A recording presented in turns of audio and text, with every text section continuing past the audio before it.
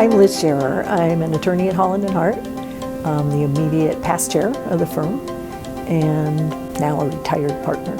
I would say that the biggest challenge in a mostly male-dominated industry has been things that all women have faced in their careers.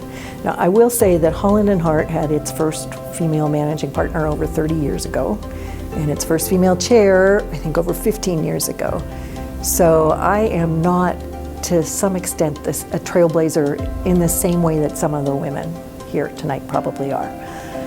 However, in all those years at the firm, I had my share of experiences where you feel talked over, or one of your ideas is suddenly attributed to somebody else, usually male, in the room.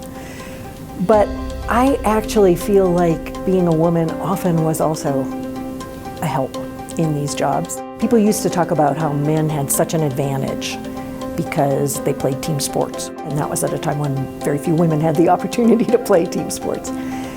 But in my experience, women actually make some of the best teammates as well as team leaders. I think in my background, what prepared me for the role of chair was a lot of years of getting to know the firm well and the people in the firm well.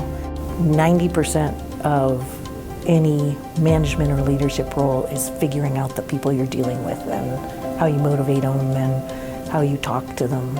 I worry right now that leadership opportunities for women have been even more circumscribed than they ever were because of the pandemic and work from home and the oddities of returning to the office and hybrid work schedules. I think that's a lot harder for everybody these days than it ever was.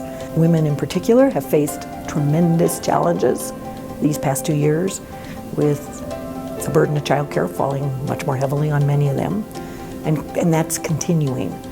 I think the only thing that young women who have an interest in these jobs can do is take advantage of what's there still. Volunteer for things, join committees, offer to help in any way you can on things that are happening within the firm. There are always things within practice groups and offices that need to be done, and that's the way you get to know people, that's the way you get to know colleagues who can be mentors and friends.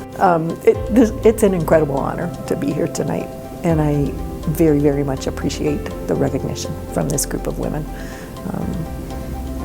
Colorado has a fabulous, fabulous group of women lawyers and a bar association that is second to none. So I am very grateful and appreciate it. Thank you.